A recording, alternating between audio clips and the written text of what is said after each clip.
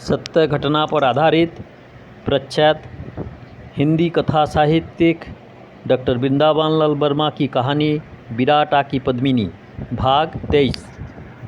उसी दिन रामदयाल ने अपनी गठरी मुठरी बांधकर जाने की तैयारी की। रामदयाल ने कहा, कुछ दिनों के लिए विदा मांगता हूँ, परंतु लौटकर जल्द आना, दुर्गा का स्मरण करना। नरपति ने अनुरोध किया। कुंजर सिंह ने अपनी कठरी में रामदयाल की बात सुनकर जरा चैन की सांस ली।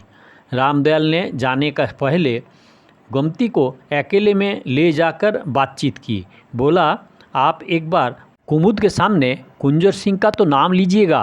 क्यों? वह तो उसे पहचानती है ना? गोमती ने पूछा। जान पहचान से कि कुछ अधिक गहरा रंग है। मुझे भय है शायद महाराज के खिलाफ वह भी कुंजर सिंह को कुछ मंत्रणा दें। महाराज के खिलाफ? मैं इस बात से बहुत डरती हूँ। उनके पास दुर्गा की शक्ति है। इसमें तो रामदयाल महाराज का बड़ा अनिष्ट होगा। जरा भी न होगा। रामदयाल ठिठाई के साथ बोला, मैंने आज कुंजर सिंह और कुमुद का संभाषण सुना है। दोनों पहले से एक दूसरे को जानते हैं। आप महाराज की हित कामना और कुंजर सिंह की अहित चिंतन की बात करें, तब आपको मालूम हो जाएगा कि वास्तव में इन दोनों में क्या संबंध है, और तब आपको विश्वास हो जाएगा कि कुमुद देवी का अवतार कुछ नहीं है। गोमती ने बात काटकर कहा, ओहो, अधिक कुछ मत कहो। इस विषय पर मैं जांच पड़ताल में लग रही हूँ। फिर एक क्षण बाद बोली, संभाषण किस समय हुआ था? उत्तर मिला, आज जब आप रसोई बना रही थी। ये हाथ और रसोई बनाने का वह कष्ट, हे भगवान। गोमती बोली, सब कुछ नहीं रामदयाल, जब जैसा समय आवे तब ऐसा भुगत लेना चाहिए।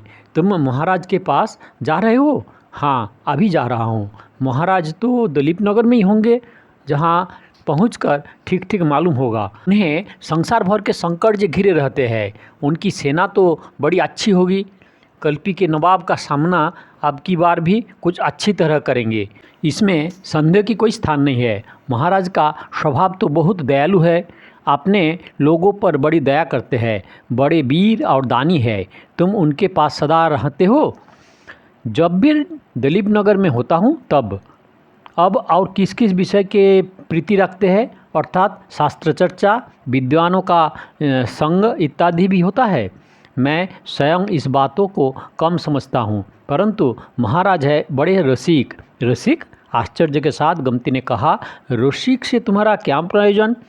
रामदयाल ने चतुरता प्रकट करते हुए उत्तर दिया, अब अभी महीने पखवाड़े में आध घंटे का अवकाश मिल जाता है, कुछ गाना वाना सुन लेते हैं और कुछ नहीं।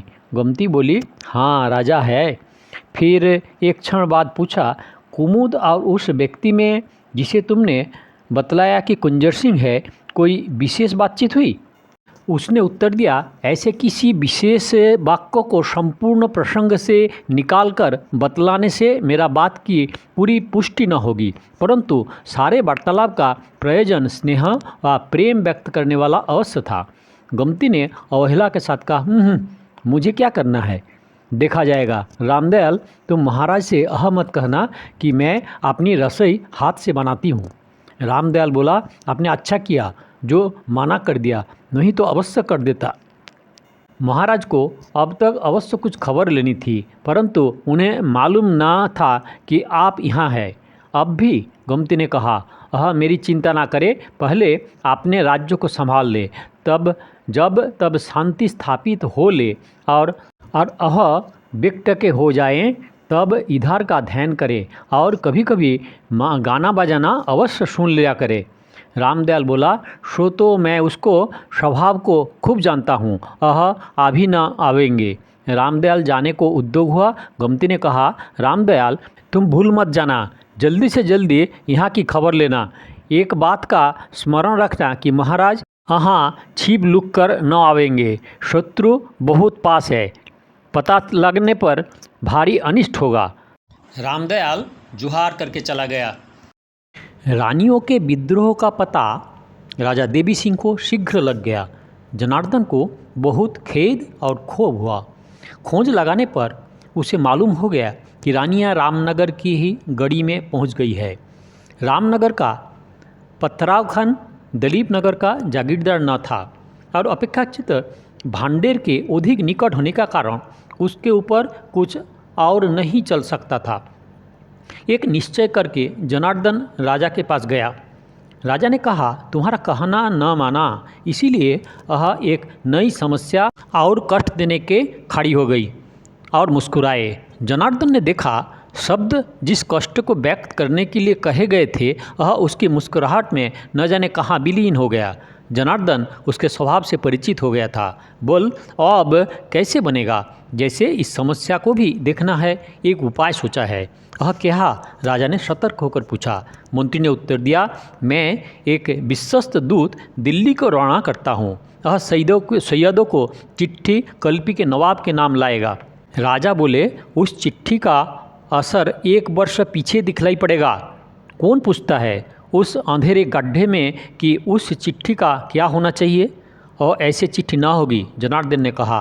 कल्पी के नवाब की सेना के लिए उस चिट्ठी का काफ़ी काम पाया जाएगा, अर्थात नवाब आलिमर्दान को दिल्ली से बुलावा आएगा।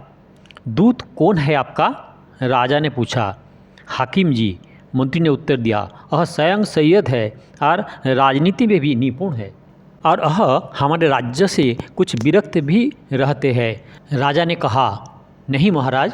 जनार्दन बोला, आपके उदार और विश्वासपूर्ण बर्ताव के कारण वह बहुत संतुष्ट है। मुझसे भी मित्रता का कुछ नाता मानते हैं।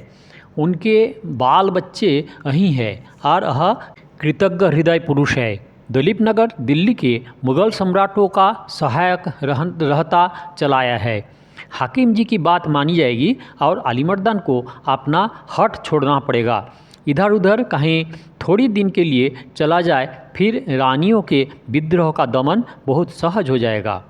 अवस्था शीघ्र कुछ ऐसी आती जा रही है कि थोड़ी दिनों बाद हमारा कोई कुछ न बिगाड़ पाएगा।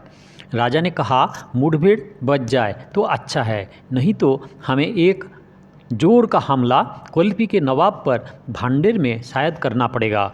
विलम्ब होने से रानिया के बाहर के कुछ सरदारों को अपनी ओर कर लेगी और हमारे वहाँ के भी कुछ मनमुटाव रखने वाली जागीरदार उभर खड़े होंगे। उधर कुंजर सिंह भी बने हुए हैं। जनार्दन बोला, उनकी ओर से बहुत कम झटका है।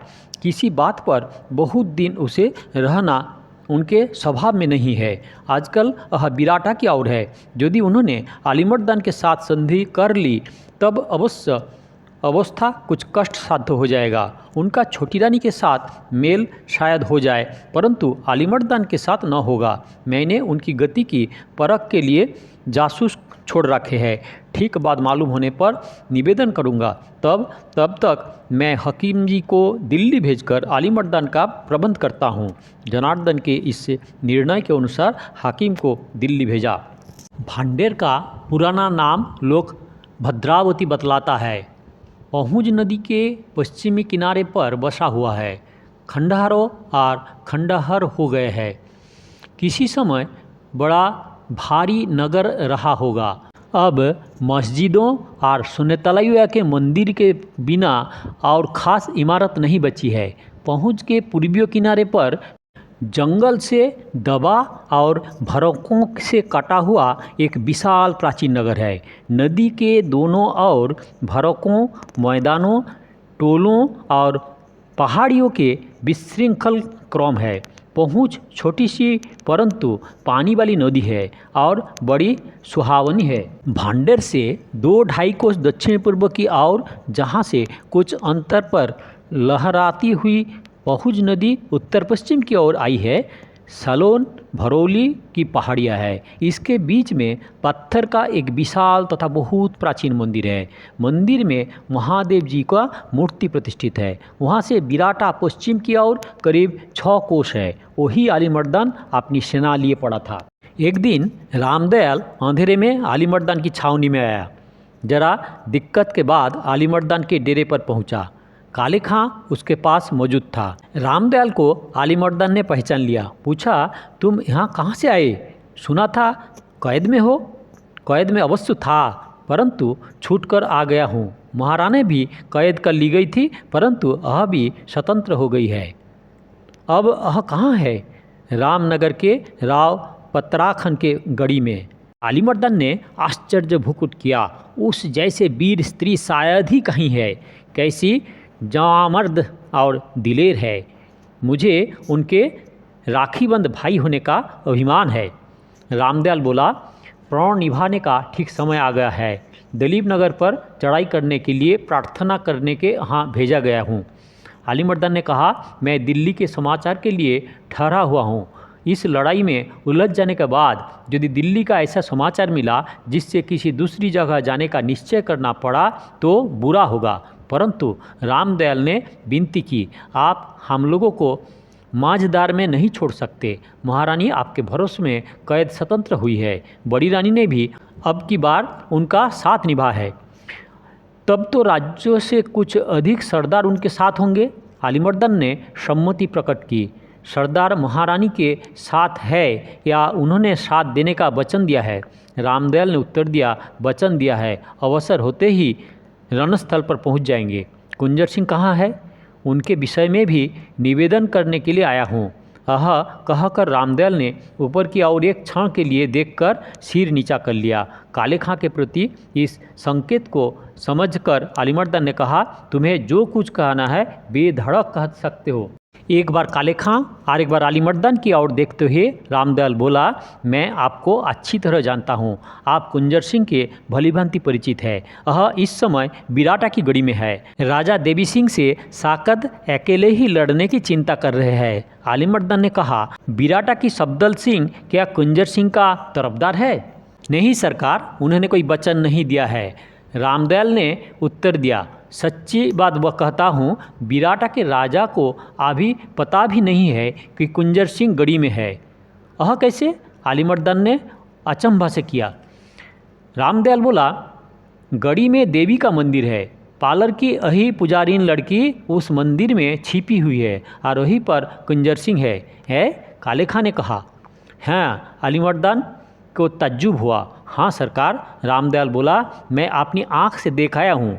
अलीमर्दन ने कुछ सोचकर कहा, मैं कुछ दिनों से पता लगा रहा था परंतु मुझे सफलता नहीं मिली। काले खां बोला, अब तो हुजूर को पक्का पता लग गया है, कोई शक नहीं रहा। सब ठीक है। अलीमर्दन ने कहा, परंतु मैं मंदिर और मंदिर की पुजारीन किसी के साथ कोई जाति नहीं करना चाहता। काले खां ने आग्रह किया, मंदिर व मूर्ति के साथ जाति करने का हुजूर ने कभी इरादा जाहिर नहीं किया, परंतु मेरी विनती है कि वह पुजारीन तो देवी का मंदिर तो है ही नहीं काले खां, अलीमर्दन ने दृढ़ता के साथ कहा, हिंदू लोग उस पर विश्वास करते हैं। वह अवतार हो या ना हो, मैं हिंदुओं के जी दुखाने वाले किसी काम को न करूँगा। रामदयाल हाथ जोड़कर बोला, दीन बंधु, वह न तो अवतार है और न कुछ और। मैं अपनी आँखों से सब बातें अच्छी तरह से देख आया हूँ। उसका बाप हद दर्जे का लालची है और वह स्वयं कुंजर सिंह के पंजे में शीघ्र आने वाले हैं। क्या? अलीमर्दन ने आश्चर्यसूचक प्रश्न किया। हाँ सरकार, रामदयाल ने उत्तर दिया, मैंने अपनी कानों से कुंजर सिंह की बातचीत सुनी। अभी वह उनके हाथों नहीं पड़ी है, परंतु औरत है, उसका कुछ ठीक नहीं, जब कुंजर सिंह के साथ कहाँ भाग जाए। हुजूर को रामदयाल की साख का यकीन करना पड़ेगा, काले खां ने कहा। अलीमर्दन थोड़ा देर तक चुप रहा, सन्नाटा छाया रहा।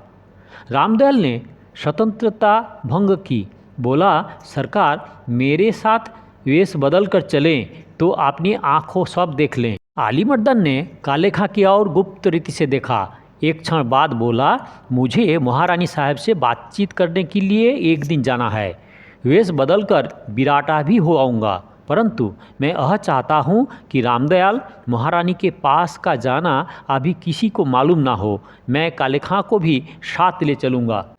बिराटा की पद्मिनी कहानी का भाग 23 समाप्त होता है। दया करके सब्सक्राइब करें, लाइक करें, शेयर करें और पीछे का वीडियो देखना है तो काकन बासु में क्लिक करके वीडियो देखें और आगे वीडियो के लिए कृपया अपेक्षा करें।